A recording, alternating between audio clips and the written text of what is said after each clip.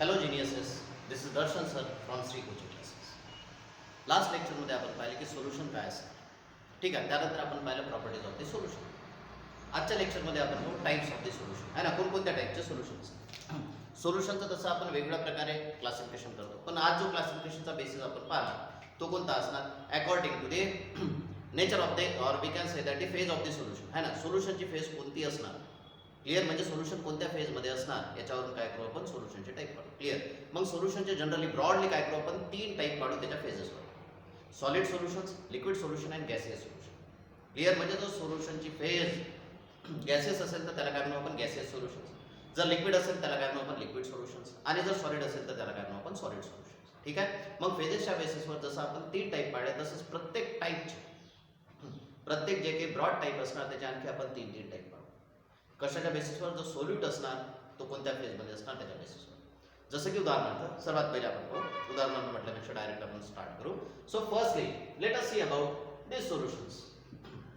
आता हे जे काही सोल्युशन असणार, okay, so see this is gaseous solution, these are the liquid solutions and these are the solid solutions. ठीक आहे.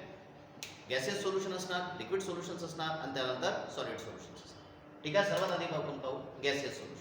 गॅसियस सोल्युशन कशाला म्हणू आपण, असं सोल्युशन की ज्याची फेज गॅस असणार किंवा जे सोल्युशन आपल्याला गॅसियस फेजमध्ये भेटणार त्याला काय म्हणू आपण, गॅसियस सोल्युशन. इन शॉर्टमध्ये ज्या सोल्युशनमध्ये सॉल्व्हंट हा गॅसियस स्टेटमध्ये असणार त्याला काय म्हणू आपण, we can call it as the gaseous solutions.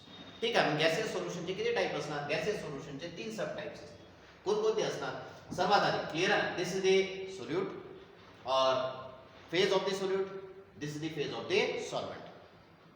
ठीक आहे. फेज आपण कॉन्स्टंट ठेवू, दॅट इज गॅस, आणि सोल्यूटची फेज घेऊ आपण काय, गॅस. ठीक आहे. मग या टाईपच्या सोल्युशनला काय म्हणू आपण, gas in gas type of solution. These are all the gaseous type of solution आहे ना. हे सर्वच्या सर्व काय असणार, गॅसियस सोल्युशन्स असणार, gaseous solutions. So these are the liquid solutions, okay, and these are the solid solutions. ठीक आहे.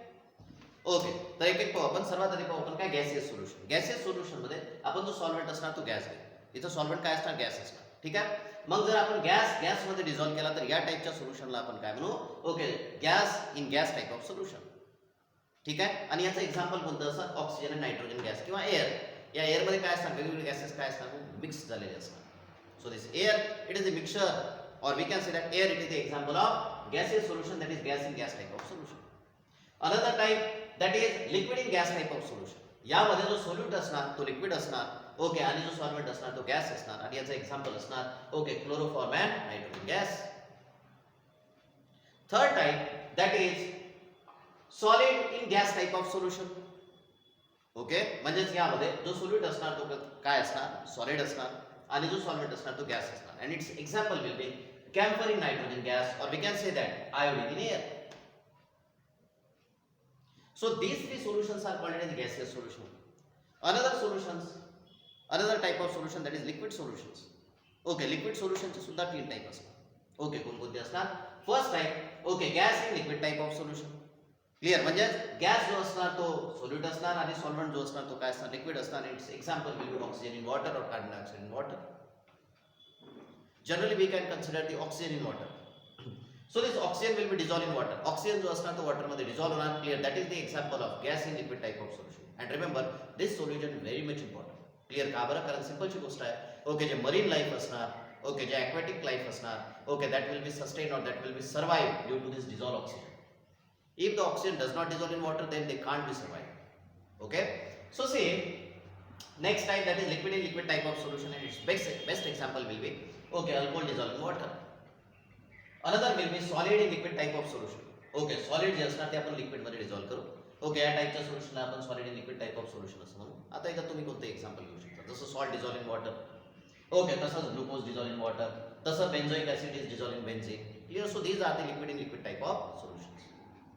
These all 3 are called as liquid solution. Why?